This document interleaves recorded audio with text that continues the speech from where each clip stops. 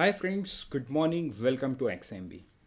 इस वीडियो पे हम हमारे एक्सपर्ट सेशन में ये समझेंगे, will RBI increase the interest rate in 2023। तो ये बहुत ही शॉर्ट वीडियो होगा बट बहुत सारे इन्फॉर्मेशन से भरा होगा जो आपके आने वाले किसी भी exam, specially regulatory body RBI, NABARD, SEBI, इसके लिए बहुत इंपॉर्टेंट होगा, इवन IFSCA। सो फ्रेंड्स, शुरू करते हैं। Welcome to XMB। सबसे पहला चीज़ जो हम देखेंगे, रेपो ऑपरेशंस। हमारा सवाल क्या था? Will RBI increase the repo rate? तो इसका मतलब पिछले साल आरबीआई ने क्या किया है वो हम ज़रा नज़र मार लेते हैं थ्रू दिस स्लाइड। तो मैं आपको वापस लेके चलता हूँ अप्रैल 2022 में, जहाँ पे रेपो रेट था 4%। ठीक है। उसके बाद अब पूरे साल भर की जर्नी को आप देखो। अगर मैं उसको टाइमलाइन में ड्रॉ करूँ, आरबीआई का जो मॉनेटरी पॉलिसी होता है वो हर 2 महीने में एक बार होता है। तो मई 4 2022 में ये 40 बेसिस पॉइंट से उन्होंने रेपो रेट को बढ़ाया। तब रेपो रेट कितना हो गया? 4.40। उसके बाद जून 8 2022 को उन्होंने 50 बेसिस पॉइंट से बढ़ाया। तो वो 4.40 से कितना हो गया? 4.90। उसके बाद अगस्त दो, यहाँ पे कितना हुआ? 4.90। यहाँ पे 4.40। यहाँ पे अगस्त 5 2022 में उन्होंने 50 बेसिस पॉइंट से बढ़ा दिया। मतलब 4.90 प्लस 5 तो कितना हो जाता है?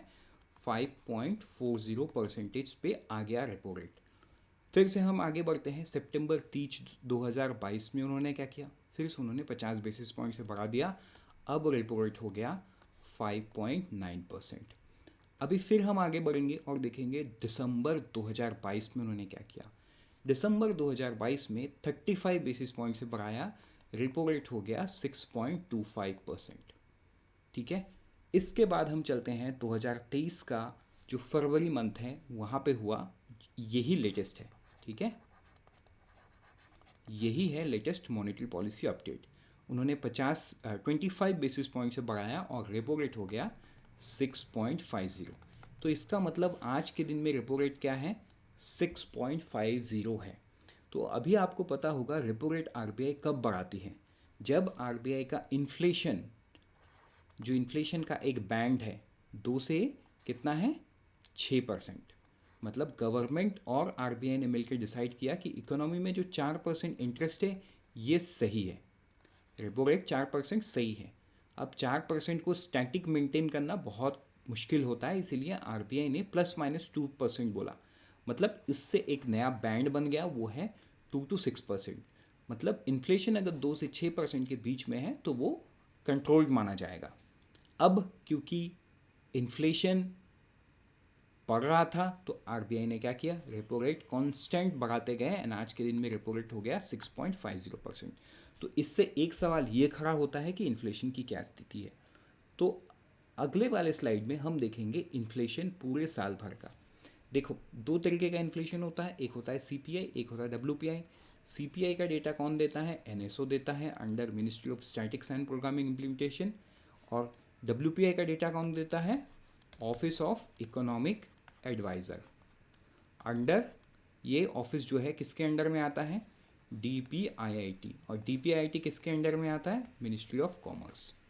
तो समझ में आया कि डब्ल्यूपीआई का डेटा कहाँ से आता है एंड सीपीआई का डेटा कहाँ से आता है। एंड आपको मैं ये बता दूँ, आरबीआई जो है सीपीआई को टारगेट करता है for monetary policy committee. Monetary policy committee में सीपीआई को टारगेट किया जाता है। तो ये जो कंज्यूमर प्राइस इंडेक्स था अप्रैल 2022 में, ये 7.79% था। ठीक है। ये आगे चल के अब मैं आपको ना ट्रेंड लाइन दिखाता हूँ, तो ट्रेंड लाइन से आपको इजीली समझ में आएगा। ये ब्लू वाला जो है ये सीपीआई का है, ऑरेंज वाला डब्ल्यूपीआई का।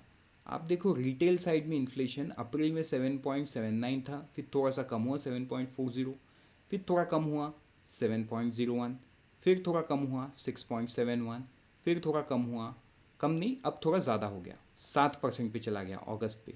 फिर से ये बढ़ गया सितंबर में 7.41 हो गया। फिर ये अक्टूबर पे कंट्रोल में आया 6.77 पे। फिर 5.88, यहाँ पे ये क्या हुआ? आरबीआई के टॉलरेंस बैंड के अंदर में आ गया। 2 से 4% के बीच में, 2 से 6% के बीच में ये आ गया। अभी नवंबर से फिर हम जब दिसंबर देखेंगे तो ये भी कंट्रोल में है, लेकिन और थोड़ा सा कम हो गया, मतलब और कंट्रोल में आ गया। लेकिन अगर आप जनवरी के मंथ को देखोगे तो यहाँ पे इन्फ्लेशन फिर से बढ़ गया और आरबीआई के टॉलरेंस बैंड को ब्रीच कर गया। अब फरवरी में जो डेटा आया है उसमें भी इन्फ्लेशन कम ज़रूर हुआ है जनवरी से, लेकिन अभी भी टॉलरेंस बैंड से बाहर है।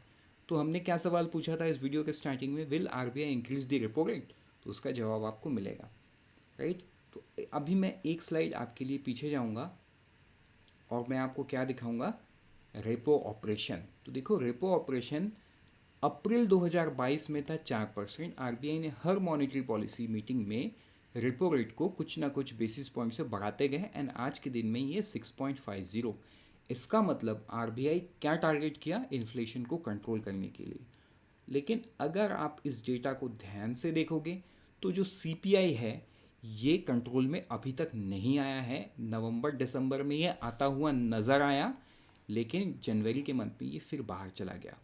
अब इसमें भी बहुत सारा फैक्टर्स था। जनवरी फरवरी में मानसून फैक्टर आ जाता है, तो उस वजह से भी यहाँ पे प्राइस स्पेकुलेशन की वजह से ऊपर जाने की चांसेस होती है एंड ये हुआ। एंड ये तो छोटी सी वजह है, लेकिन जो बड़ी वजह है वो है इंटरनेशनल मार्केट में प्राइसेस, राइट। जो सप्लाई चेन है वो अभी भी ख़राब है, जिस वजह से चीज़ों की प्राइस कम नहीं हो रही है इंटरनेशनल मार्केट में, and that is the reason RBI ये जो कांस्टेंट प्राइस बढ़ा भी रहा है रेपो रेट, उसके बाद भी कंट्रोल में नहीं आ रहा। लेकिन अगर आप डब्ल्यू को देखोगे, अप्रैल में ये 15.08 था, फिर 18.88 हुआ और बढ़ गया। उसके बाद से कॉन्स्टेंटली ये कम होता गया। थोड़ा सा ये अक्टूबर से नवंबर में ये बढ़ गया था, लेकिन फिर ये कंट्रोल में आ गया। दिसंबर, जनवरी और फरवरी में देखो ये बहुत कम हो गया। अभी देखो आपके मन में ये सवाल होगा, तो सर ये डब्ल्यू और सी में डिफरेंस क्यों है? एक सिंपल चीज़ समझो, डब्ल्यू मतलब होलसेल प्राइस इंडेक्स, सी मतलब कंज्यूमर प्राइस इंडेक्स। तो कई बार ये ट्रांसमिशन डब्ल्यू से सी नहीं होता है। रीज़न, जब प्राइस बढ़ता है तो यहाँ पे जो डीलर्स हैं ना, ये अपने मार्जिन को कट करते हैं, जिस वजह से इसका इम्पैक्ट इमीडिएटली सीपीआई में नहीं दिखता है। जैसे आप यहाँ पे देखो 15.08, डबल डिजिट, ऑलमोस्ट डबल था इन्फ्लेशन, उसके बावजूद भी मतलब जो डिफरेंस है सीपीआई डब्ल्यूपीआई में वो बहुत बड़ा डिफरेंस था। तो ये बड़ा डिफरेंस का मतलब क्या है, जो होलसेलर है वो अपने मार्जिन में कट ले रहे थे, राइट। लेकिन आज जब डब्ल्यूपीआई कंट्रोल में आ गया है, मतलब उनके एंड में प्राइस कम हो गया, लेकिन वो ट्रांसमिट सीपीआई में अच्छे से नहीं हो पा रहा है। रीज़न बीइंग, अब उन्होंने जो कट लिया था वो कट यहाँ पे बैकफिल किया जा रहा है। This is only one reason I am telling you, and this is not with मतलब not standard with every product. This might be one of the reason, क्योंकि इकोनॉमी इतना बड़ा है, इकोनॉमी में इतने सारे एक्टिविटी एक साथ होता है, तो कोई भी रिपोर्ट इन फैक्टर्स को अच्छे से गेज नहीं कर पाता। जिस वजह से अभी कुछ दिन पहले आरबीआई के एक रिपोर्ट में आरबीआई ने यही चीज़ हाईलाइट किया है कि एनएसओ जो मेथड्स यूज़ कर रहा है, इन मेथड्स में ही कहीं ना कहीं थोड़ी सी खामी है। एंड ऑल्सो आरबीआई अब 2011-12 जो बेस ईयर है, उस बेस ईयर को भी चेंज करने का समय आ गया है, ऐसा उस रिपोर्ट में आरबीआई ने संकेत दिया है। लेकिन ये डिसीजन तो गवर्नमेंट का रहेगा, राइट। तो अब आज के दिन में जो हमारे सामने सवाल है, will RBI increase the interest rate in 2023? मतलब देखो फैब में हुआ ये, अभी मार्च, उसके बाद अप्रैल में फिर से मॉनेटरी पॉलिसी कमेटी मीटिंग होगा 1 से 10 तारीख के बीच में। यूजुअली 6 से 7 तारीख में होता है ये डेट 1-2 दिन में आरबीआई के वेबसाइट में आ ही जाएगा या आ गया होगा, but that is not relevant for the exam, तो हमें वो देखना भी नहीं है, मैं आपको एज एन इन्फॉर्मेशन बता रहा हूँ। तो फरवरी के मंथ में अगर आप देखोगे, सीपीआई है 6.44, डब्ल्यूपीआई है 3.85, लेकिन जो इन्फ्लेशन है, इन्फ्लेशन है वो कंट्रोल से बाहर है, रेपो रेट 6.5% है। अब देखने वाली बात है अप्रैल में आरबीआई क्या करता है, लेकिन जो मैक्रो इकोनॉमिक फैक्टर्स सामने हैं उसको देखते हुए ऐसा नज़र आ रहा है कि शायद और 25 बेसिस पॉइंट से आरबीआई क्या करे, रेपो रेट को और एक बार बढ़ा दे। उसके बाद ये थोड़ा सा कांस्टेंट रहेगा कुछ दिनों तक, देन ये धीरे धीरे नीचे आएगा ही, बिकॉज यहाँ जो हमने डिफरेंस देखा, राइट, यहाँ जो डिफरेंस देखा कि WPI में ये 3.85 आ गया है और CPI में थोड़ा सा ही बाहर है, तो ये बहुत जल्द ही एक दूसरे के साथ अलाइन करता हुआ नज़र आएगा। बट अगेन बहुत जल्दी मतलब इकोनॉमी में इस चीज़ को 6 महीने का समय लग जाता है, right. So probably down the line अगर कोई दूसरा एक्शन RBI नहीं ले या गवर्नमेंट नहीं ले तो ये 6 महीने में कंट्रोल में आ जाएगा। लेकिन अगर RBI या गवर्नमेंट के एंड से कोई दूसरा एक्शन लिया जाता है based on multiple factors on what is happening at the wholesale side, कि वहाँ पे रेट्स कम है लेकिन कंज्यूमर साइड पे रेट्स कम नहीं है, तो ये जो डिफरेंस क्रिएट हो रहा है इसका रीज़न ढूंढ के अगर उस रीज़न को फिक्स कर दिया जाए तो शायद होगा।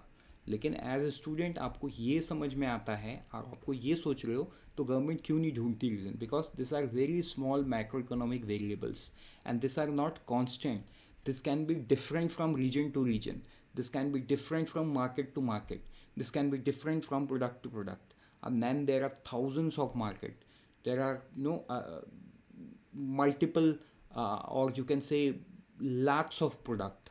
अब कहाँ कौन से फैक्टर से वो इशू क्रिएट हो रहा है वो ढूंढ के निकालना is literally tough, right, because that's the method we calculate. NSO को जो मेथड है वो है डायरेक्ट मेथड, मतलब NSO खुद मार्केट टू मार्केट जाके प्राइसेस को वेरीफाई करती है, right, and that is how the data is prepared. With this, I would end the video, and if you have any doubts please feel free to ask me in the comment section. I would personally respond to you. Till then, before I say goodbye and thank you, I would like to remind कि IFSCA का form तो भर आप दिए ही होंगे अब तक, और क्योंकि उसका लास्ट डेट भी चला गया है, अगर आप तैयारी कर रहे हो you can access the course in the discounted rates। and also the big announcement is one of the ex-SBI PO Manoj Dabral sir has joined IXMB।